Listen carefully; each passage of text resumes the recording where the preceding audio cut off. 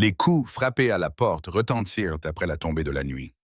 Ce n'était pas le genre de coup auquel on s'attend quand on vit à 20 mètres de la ville la plus proche, quand le vent hurle dans le canyon et que les seuls visiteurs sont les coyotes et la poussière. Ces coups étaient doux, hésitants, comme si la personne qui se tenait de l'autre côté n'était pas sûre d'avoir le droit d'être là. Cal Mercer posa sa tasse de café, encore chaude contre ses doigts. Le feu dans la cheminée crépita une fois, projetant des ombres sur les murs en bois brut. Il ne bougea pas tout de suite. Ici, un coup frappé après la tombée de la nuit pouvait être synonyme d'ennui. Qu'il s'agisse d'un légendaire ou d'un hors-la-loi, cela n'avait pas toujours d'importance. Il tendit la main vers le fusil appuyé contre le cadre de la porte, sans le soulever, laissant simplement sa main reposer près de la crosse. Puis il ouvrit la porte. Une femme se tenait sur le seuil, le visage pâle au clair de lune, les yeux écarquillés et vitreux de fatigue. Elle portait un manteau de voyage qui avait autrefois été beau, mais qui était maintenant couvert de poussière et effiloché à l'ourlet. Dans ses bras, enveloppée dans une couverture usée, se trouvait une enfant, une fille de 4 ans, tout au plus, la tête appuyée contre l'épaule de la femme, à moitié endormie. Derrière elle, la nuit s'étendait, vaste et vide. S'il vous plaît, dit la femme d'une voix à peine plus forte que le vent. Juste une nuit dans la grange. Le regard de Calb la dépassa, scrutant l'obscurité. Pas de cheval, pas de charrette, rien d'autre qu'eux deux, debout comme des fantômes sortis de la prairie. Vous avez marché jusqu'ici? Demanda-t-il. Elle acquiesça, vacillant légèrement sur ses pieds. L'enfant remua en gémissant doucement, et la femme la serra plus fort contre elle, se stabilisant avec un effort visible. Calb les regarda vraiment. Les mains de la femme étaient couvertes d'ampoules, ses bottes étaient couvertes de boue et d'une substance plus sombre. Du sang, peut-être. Le visage de l'enfant était rouge, sa respiration était superficielle et irrégulière. Ils n'étaient pas seulement fatigués, ils avaient couru. Il jeta un coup d'œil à la grange, puis revint vers la femme. Elle croisa son regard, et dans ses yeux, il vit quelque chose qu'il reconnut. Le désespoir silencieux de quelqu'un qui n'avait plus rien à offrir à part la vérité. La grange n'est pas un endroit pour un enfant, dit-il finalement. Le visage de la femme se décomposa un instant avant qu'elle ne se ressaisisse. Nous ne vous causerons aucun problème, je vous le promets. Juste jusqu'au matin, nous serons partis avant que vous ne vous réveilliez. Calb s'écarta, ouvrant la porte plus largement. Prenez le lit, dit-il. Elle le regarda, sans comprendre. À l'intérieur, continua-t-il en désignant la petite pièce derrière l'âtre. Il y a un lit. Prenez-le. Nous ne pouvons pas. Vous pouvez. Sa voix était ferme mais pas méchante. Je dormirai près du feu. Allez-y. Pendant un long moment, elle ne bougea pas. Puis, lentement, comme si elle craignait que l'offre ne disparaisse, elle entra. La chaleur de la cabane l'enveloppa et Calb vit ses épaules s'affaisser, le poids de Miles disparaître d'un seul coup. Il ferma la porte derrière eux et la verrouilla. La femme se tenait au milieu de la pièce, serrant l'enfant dans ses bras, les yeux rivés sur les 4 coins de la pièce, comme pour en mémoriser chaque recoin, chaque sortie. Calb se dirigea vers le poêle, versa de l'eau dans une bouilloire et la mit à chauffer. Il y a du pain sur la table, dit-il sans la regarder. Pas beaucoup, mais il est assez frais. Elle ne répondit pas tout de suite. Lorsqu'il finit par lever les yeux, il la vit le regarder avec une expression qu'il ne savait pas vraiment nommer. De la gratitude, peut-être, ou de l'incrédulité, ou quelque chose qui s'apparentait davantage à de la peur. Pourquoi? Murmura-t-elle. Calb se retourna vers la cuisinière. Pourquoi? Quoi? Pourquoi? Laissez-nous entrer. Vous ne nous connaissez pas. Il haussa les épaules. Pas besoin. La bouilloire se mit à siffler. Il versa l'eau chaude dans une bassine, la posa sur la table avec un linge propre. Lavez-vous si vous voulez. Je vais réchauffer un peu de ragoût. La femme posa l'enfant sur le banc près du feu et déroula délicatement la couverture. La fillette cligna des yeux en regardant sa mère, les joues fiévreuses et humides. La femme lui toucha le front, les lèvres pincées. « Elle est malade, dit Calb. Ce n'était pas une question. Elle a de la fièvre? Admit la femme. Ça fait 3 jours. Calb acquiesça lentement. Il avait déjà vu la fièvre emporter des enfants. Il avait aussi vu des hommes forts succomber. Ici, la maladie ne se souciait pas de qui vous étiez. Il remplit un bol avec le ragoût qui mijotait dans la marmite suspendue au-dessus du feu et le posa devant la femme. Elle le regardait comme s'il s'agissait d'un objet sacré. Mangez, dit-il. Elle prit la cuillère de ses mains tremblantes, la porta à ses lèvres, puis s'arrêta. Ses yeux se remplirent de larmes, mais elle ne les laissa pas couler. Elle regarda l'enfant, puis le bol. C'est son premier, dit-elle doucement.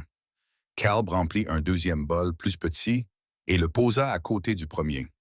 La femme trempa un morceau de pain dans le bouillon, souffla doucement dessus et le porta aux lèvres de la fillette. L'enfant prit une petite bouchée, puis une autre, les yeux mi-clos. Ils mangèrent en silence. Le feu crépitait. Dehors, le vent soufflait contre les murs de la cabane, mais à l'intérieur, la chaleur restait constante. Lorsque la femme reprit enfin la parole, sa voix était rauque.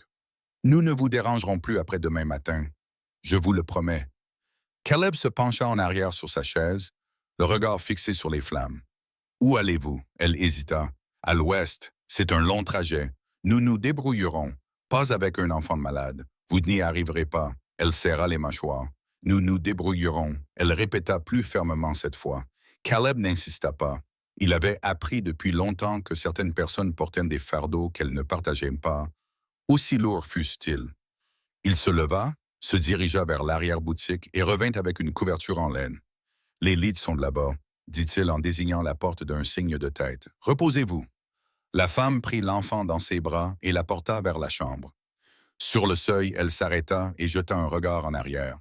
« Merci, dit-elle doucement. » Caleb acquiesça d'un signe de tête. Elle disparut dans l'obscurité et il entendit le grincement du cadre du lit, le bruissement du tissu qui s'installait. Il s'assit près du feu, le fusil posé sur ses genoux, et écouta la nuit. Dehors, quelque chose bougeait. C'était faible, peut-être juste le frottement d'une botte contre la pierre ou le froissement du cuir. Caleb serra le fusil dans sa main. Il attendit, immobile, respirant lentement et régulièrement. Rien. Mais il ne se détendit pas, car ici, le silence signifiait souvent quelque chose. Et quoi que ce soit qui ait amené cette femme et son enfant à sa porte au milieu de la nuit, cela n'en avait pas encore fini avec eux. Il ajouta une autre bûche au feu et s'installa pour attendre. Le matin arriva dans un silence qui ressemblait à un souffle retenu. Caleb se réveilla dans la lumière pale qui filtrait à travers la fenêtre. Le feu s'était réduit en braise. Il avait mal au dos à force de dormir assis sur la chaise, mais il ne bougea pas tout de suite. Il écouta d'abord. Des bruits de pas, des voix, tout ce qui n'était pas à sa place. Zilong. Il se leva, étira ses épaules raides et se dirigea vers la pièce du fond. La porte était entr'ouverte. À travers l'interstice, il pouvait voir la femme assise sur le bord du lit, la main posée sur le front de l'enfant. La fillette dormait toujours. Sa respiration était plus régulière maintenant. Sa fièvre était tombée. La femme leva les yeux lorsque Caleb s'approcha, les yeux rougis, mais plus clairs que la nuit précédente. « Elle va mieux, dit Caleb. » La femme acquiesça. Le repos l'avait aidé. Il entra dans l'embrasure de la porte, mais ne franchit pas le seuil. Il y a du café sur la cuisinière. Servez-vous. Elle se leva lentement, comme pour tester si ses jambes la porteraient. Nous partirons bientôt. Comme je vous l'ai dit, restez encore un jour. Les mots sortirent avant qu'il n'ait eu le temps de les réfléchir. Mais une fois prononcés, il ne les reprit pas. La femme le fixa, ouvrant la bouche, puis la refermant. « Nous ne pouvons pas, dit-elle finalement. Vous le pouvez. Vous ne comprenez pas. Alors aidez-moi à comprendre. » Elle secoua la tête, croisant les bras sur sa poitrine, comme si elle essayait de se retenir. « Vous avez déjà fait plus qu'il n'en faut. Quelqu'un vous recherche. » La question resta en suspens entre eux, aiguë et inévitable. Le visage de la femme pâlit, et Caleb sut qu'il avait vu juste. « Cela n'a pas d'importance, dit-elle doucement. Nous serons partis avant de midi. Cela a de l'importance s'ils se présentent ici. » Elle tressaillit. « Ils ne viendront pas. »« En êtes-vous sûr? » Elle n'en était pas sûre. Il pouvait le voir à la façon dont ses mains tremblaient, à la façon dont ses yeux se tournaient vers la fenêtre, comme s'il s'attendait à voir des ombres apparaître à tout moment. Caleb recula, lui laissant de l'espace. « Je ne vous demande pas ce que vous avez fait. Je ne te demande pas ce que tu fuis. Mais si des ennuis s'annoncent, je préfère le savoir plutôt que d'être pris au dépourvu. » La femme s'affaissa sur le lit, les épaules recroquevillées. Pendant un long moment, Elle ne dit rien. Puis, d'une voix si basse qu'il faillit ne pas l'entendre. Son père Caleb attendait. Ce n'est pas un homme bien, dit-elle en déglutissant péniblement. J'ai essayé de partir 2 fois. Il m'a retrouvé à chaque fois, m'a ramené, m'a dit que si j'essayais encore une fois, sa voix se brisa. Il a dit qu'il me l'enlèverait. Il a dit que je ne la reverrais plus jamais. L'enfant remua dans son sommeil et la femme tendit la main pour lisser les cheveux emmêlés qui lui tombaient sur le visage. Alors tu t'es enfui, dit Caleb. Alors je me suis enfui. Elle leva les yeux vers lui. Allez vers lui. Le regard farouche malgré la peur. Et je ne reviendrai pas. Je me fiche de ce qu'il me fera, mais je ne le laisserai pas la voir. Caleb acquiesça lentement. Il avait connu des hommes comme ça. Des hommes qui pensaient que l'amour était synonyme de possession, qui mesuraient leur valeur à leur capacité à s'accrocher aux choses. Il avait vu ce qu'ils laissaient derrière eux. Depuis combien de temps est-il parti? Je ne sais pas. Un jour, peut-être 2. Nous avons effacé nos traces du mieux que nous avons pu, mais elles se tuent, secouant la tête. Il est doué pour trouver les choses. Caleb se dirigea vers la fenêtre, regardant la étendue de terre vide qui entourait sa cabane. Aucun mouvement, aucune traînée de poussière. Pas encore. Vous avez besoin de repos, dit-il, tous les 2. Au moins un jour, peut-être 2. Nous ne pouvons pas. Vous le pouvez. Il se tourna vers elle. Vous allez vous effondrer dehors. Vous ne tiendrez pas Dan Miles. Et s'il est aussi doué que vous le dites, il vous trouvera avant Sundon. La femme serra les mâchoires. Et s'il vient ici, je m'en occuperai. Tu ne sais pas ce que tu dis. Peut-être pas, hein? Caleb croisa les bras. Mais je sais ce qui arrive aux gens qui se détruisent. Et je sais ce qui arrive aux enfants qui ne reçoivent pas les soins dont ils ont besoin. Il fit un signe de tête vers la petite fille endormie. Elle va mieux, mais elle n'est pas encore guérie. Pas encore. La femme regarda sa fille et son visage s'adoucit. Pourquoi fais-tu cela? Caleb ne répondit pas tout de suite. Il réfléchit à la question, la retourna dans son esprit comme une pierre. Je ne sais pas, dit-il finalement. Peut-être parce que quelqu'un doit le faire. Elle le fixa, cherchant quelque chose sur son visage. De la tromperie peut-être, ou de l'attente. Quoi qu'elle cherchât, elle ne semblait pas le trouver. Lentement, presque à contre-cœur, elle acquiesça.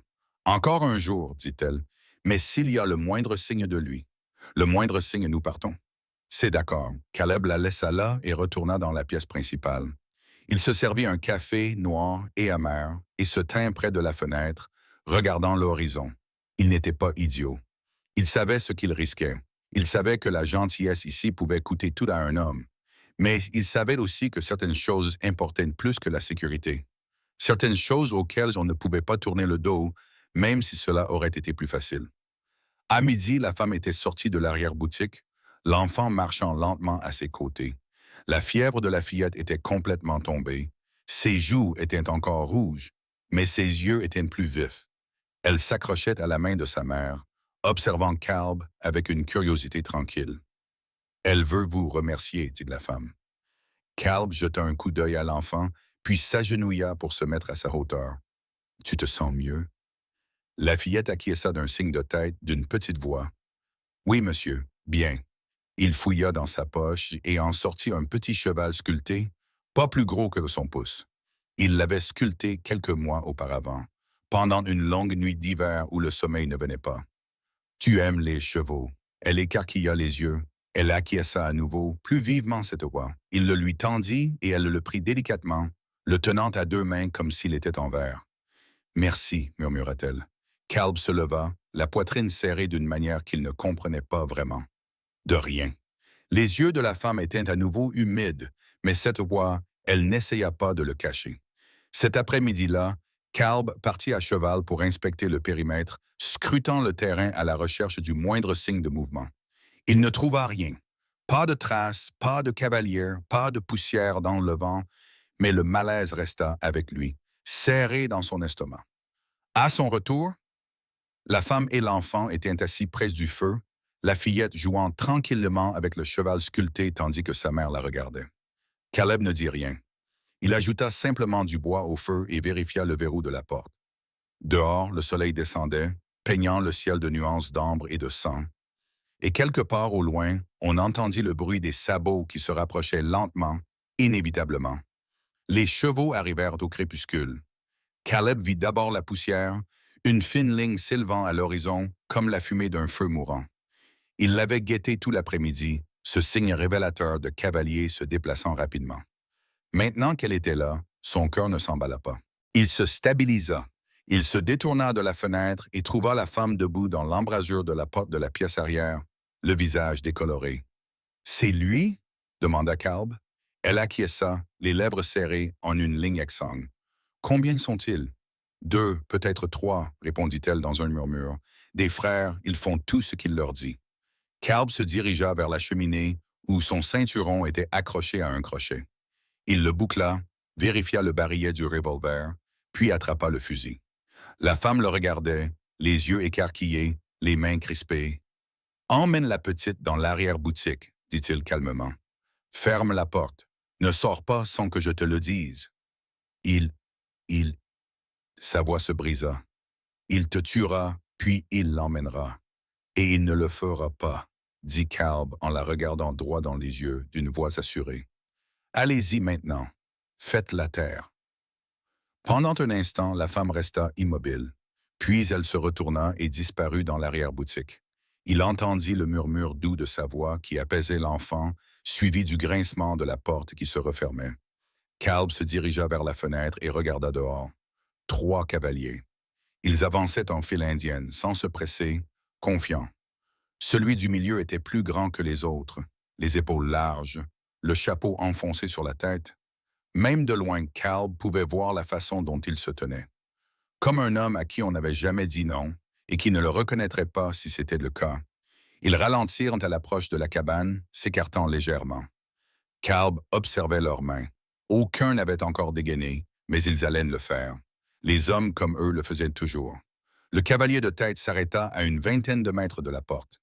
Il était assis avec aisance sur son cheval, observant la cabane comme s'il évaluait du bétail. « Il y a quelqu'un » cria-t-il. Sa voix était grave et rauque. « Je cherche ma femme et ma fille. » Caleb ne répondit pas. Il se tenait à côté de la fenêtre, fusil à la main, observant. « Je sais qu'elles sont ici, » continua l'homme. « J'ai vu leurs traces, je ne veux pas d'ennui. Envoyez-les-moi et nous partirons. » Caleb ne dit toujours rien. L'homme serra les mâchoires. « Vous m'entendez » L'un des autres cavaliers se déplaça sur sa selle, la main glissant vers son arme. Le cavalier de tête leva la main pour l'arrêter. « Jim, écoute, dit-il, ton plus doux, presque raisonnable. Je ne sais pas ce qu'elle vous a dit.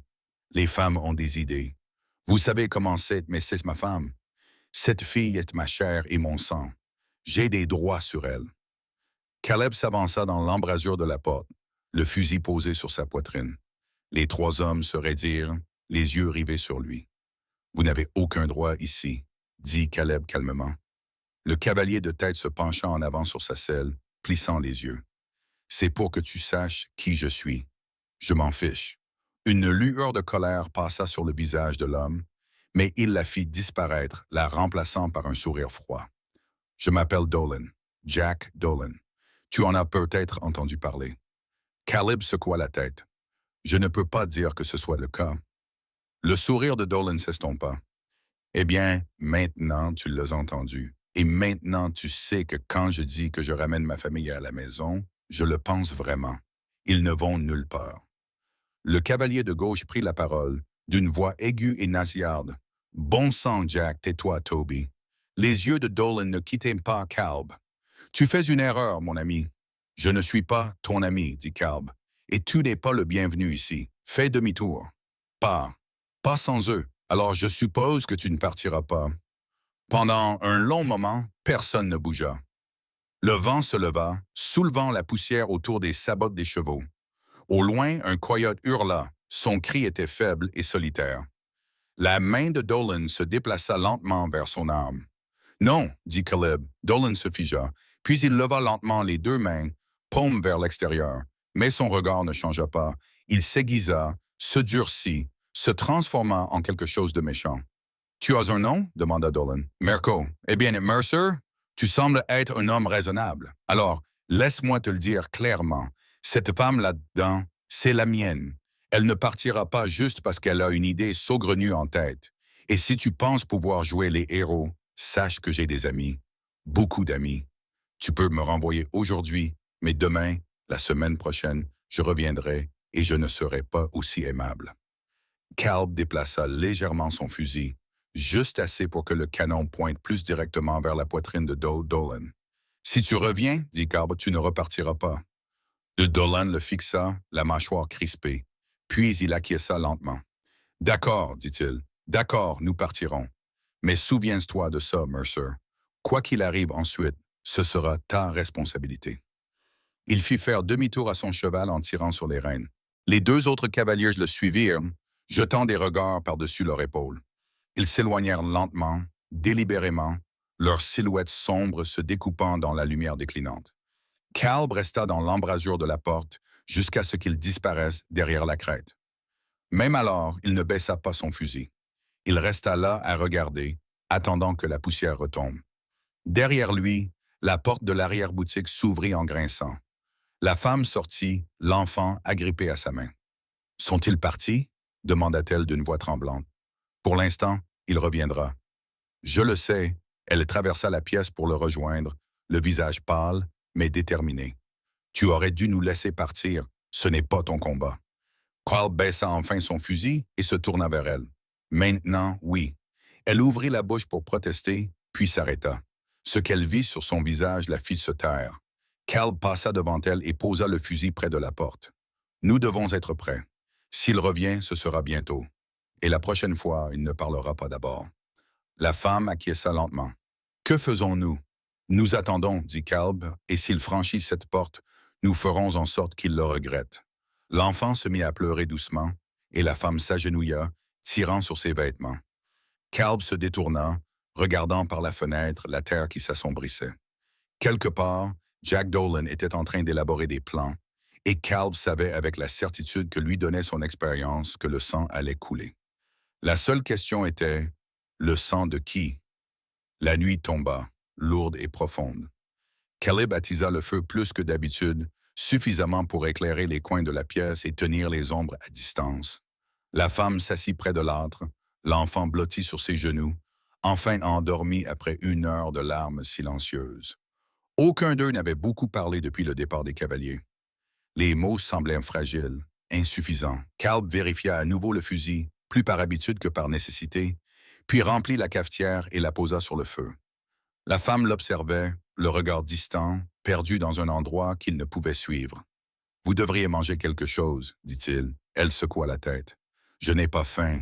Tu dois garder tes forces. »« Pourquoi faire ?» demanda-t-elle d'une voix creuse et monocorde. « Il va revenir, tu le sais. » Et quand il reviendra, finit-elle par murmurer en serrant l'enfant endormi dans ses bras. Calb versa 2 tasses de café et en posa une par terre à côté d'elle. Elle ne tendit pas la main pour la prendre. Il s'assit en face d'elle, le dos contre le mur, le fusil à portée de main. Pendant un long moment, le seul bruit était le crépitement du feu et le sifflement doux du vent dans les combles. « Comment s'appelle-t-elle » demanda finalement Calb. La femme cligna des yeux, tirée de l'endroit sombre où son esprit avait vagabondé. « Quoi? Ta fille? Comment s'appelle-t-elle » Anna, le mot sortit doucement, presque avec révérence. « Elle s'appelle Anna. »« Anna, » répéta Calb. Il regarda l'enfant, le visage paisible dans son sommeil, une petite main serrant le cheval sculpté qu'il lui avait donné. « C'est un joli prénom. » Les yeux de la femme se rempliront de larmes, mais elle ne les laissa pas couler. « Elle est tout ce que j'ai, la seule bonne chose que j'ai jamais eue, » dit-elle avant de s'interrompre et de déglutir péniblement. « S'il me l'enlève, je ne sais pas ce que je ferai. Il ne le fera pas. Tu ne peux pas me le promettre. »« Non, admit Caleb, je ne peux pas, mais je peux te promettre que je ferai tout mon possible pour l'en empêcher. » Elle finit par le regarder. Elle le regarda vraiment, son regard interrogateur. « Pourquoi vous ne nous connaissez pas? Ce n'est pas votre fardeau. » Calb resta silencieux pendant un moment. Il réfléchit à la question, repensa à la vie qu'il avait menée avant cette cabane, avant la solitude et le silence. Il repensa aux choix qu'il avait faits, aux choses qu'il avait vues, aux personnes qu'il n'avait pas aidées quand cela comptait le plus. « Peut-être que ça devrait l'être, dit-il finalement. La femme le fixa, Quelque chose changea dans son expression.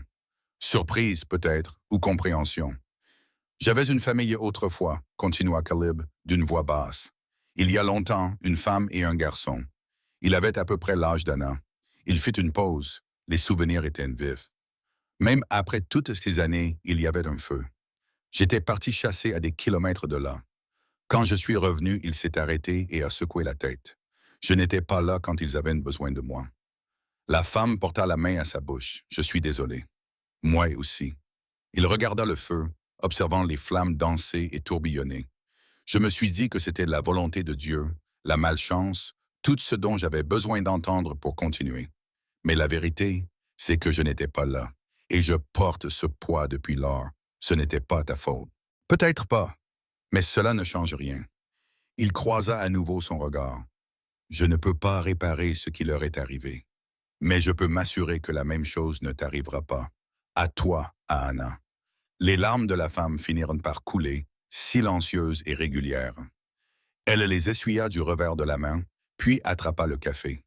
Elle but une gorgée, grimaçant à cause de l'amertume, mais continua à boire. « Je m'appelle Cla, dit-elle doucement. Cla. » Calb répéta en hochant la tête. Enchantée, elle esquissa presque un sourire. « Moi aussi, hein? »« Moi aussi, Calb. » Ils restèrent assis en silence pendant un moment. Le poids entre eux était différent maintenant, plus léger en quelque sorte, malgré le danger qui les attendait dehors. Cal pensait que les fardeaux partagés étaient plus faciles à porter. Anna remua dans les bras de sa mère, ouvrant les yeux. Elle regarda autour d'elle, confuse pendant un instant, puis se concentra sur Calb. Les méchants vont-ils revenir? Claire retint son souffle, mais Calb répondit avant qu'elle n'ait pu le faire. Peut-être. Mais s'ils reviennent, je ne les laisserai pas te faire de mal. Promis. Le mot resta suspendu dans l'air, simple et absolu. Le genre de promesse qu'un enfant demande sans en comprendre le poids. Calb regarda la confiance dans ses grands yeux et sentit quelque chose se briser dans sa poitrine. « Je te le promets, dit-il. Anna acquiesça, satisfaite, et referma les yeux. Claire se pencha et embrassa le front de sa fille, ses lèvres s'attardant là. « Merci, murmura-t-elle. Calb ne répondit pas. Il n'y avait rien à dire. Plus tard, après que Cla eut porté Anna jusqu'à son lit et se fut assise près du feu, elle reprit la parole. « Que feras-tu après? Après quoi? Après que tout cela soit terminé? Après notre départ? » Calb haussa les épaules. « La même chose qu'avant, j'imagine. Je m'occuperai de la terre. Rester seul, ce n'est pas une vie. C'est celle que j'ai choisie. Pourquoi? » Il réfléchit à la question. Le feu projetait des ombres sur son visage. Parce que c'est plus facile que l'alternative qui consiste à s'attacher. Il dit que c'était simplement sans amertume. S'attacher aux gens, les laisser entrer dans sa vie. Il est plus facile d'être seul que de risquer de perdre à nouveau quelqu'un. Claire resta silencieuse pendant un long moment. Puis elle dit, « Tu n'es pas aussi seul que tu le penses. » Caleb la regarda, vit la chaleur dans ses yeux, la gratitude et autre chose, quelque chose qu'il ne savait pas nommer. Peut-être pas, dit-il. La nuit s'intensifia. Dehors, le vent continuait à chanter doucement. À l'intérieur, le feu brûlait régulièrement, repoussant l'obscurité. Et dans cette petite cabane, 3 personnes qui étaient encore des étrangers la veille étaient assises ensemble, liées par les circonstances et par leur choix, attendant ce que l'aube leur apporterait. Ils arrivèrent avec le lever du soleil. Calb les vit depuis la fenêtre. 5 cavaliers. Cette fois-ci, pas 3. Jack Dolan chevauchait en tête, flanqué de ses frères et de 2 autres personnes que Calb ne reconnaissait pas. Ils avançaient plus vite qu'auparavant, déterminés, les sabots des chevaux soulevant des nuages de poussière rouge. « Claire, » dit Calb doucement. Elle était déjà réveillée, assise à la table avec Anna. Elle leva les yeux, vit son visage et comprit immédiatement. « Emmène-la à la cave, » dit Caleb en désignant la trappe dans le coin. « Elle est cachée sous le tapis. Vous serez en sécurité là-dessous. » Cla se leva et prit Anna dans ses bras. « Et toi? »« Je m'en occupe, Clébou. Va-t'en maintenant. » Elle hésita un instant, puis se déplaça rapidement, tirant le tapis et soulevant la lourde porte en bois. L'espace en dessous était petit, sombre, mais il pouvait les accueillir. Elle descendit avec Anna et Calblo. Il ouvrit la porte puis remit le tapis en place. Il prit le fusil, le vérifia une dernière fois et sortit.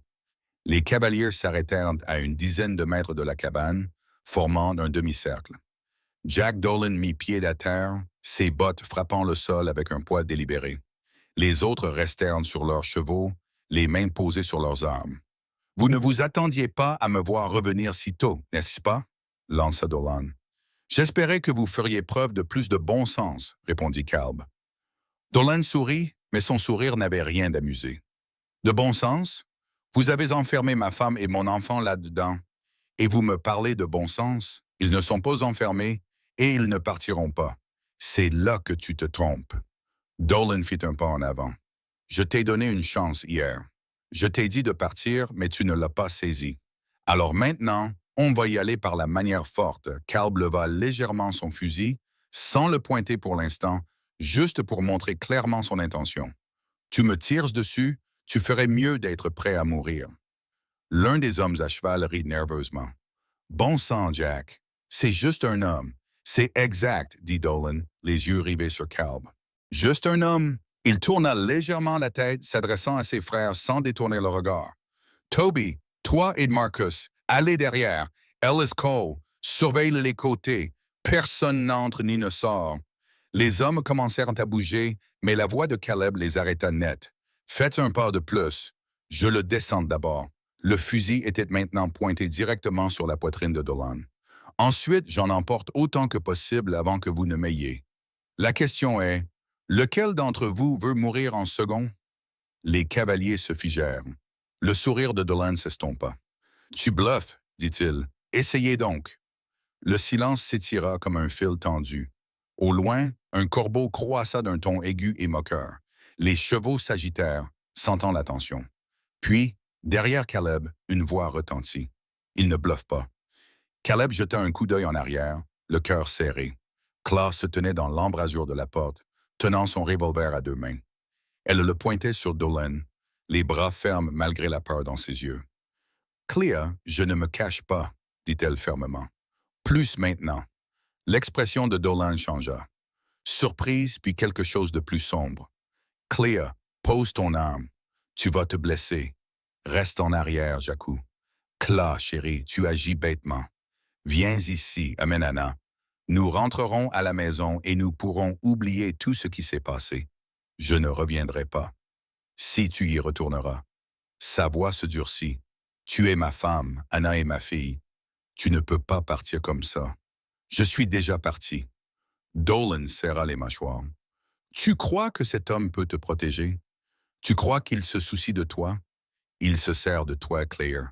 Une fois qu'il en aura fini, il te jettera comme tous les autres. »« Tu te trompes, » dit Claire. « Il m'a montré plus de gentillesse en 2 jours que toi en 5 ans. » Le visage de Dolan se tordit de rage. « Tu es ingrate. »« Assez, » dit Calb, sa voix tranchant l'air comme une lame. « Tu as ta réponse.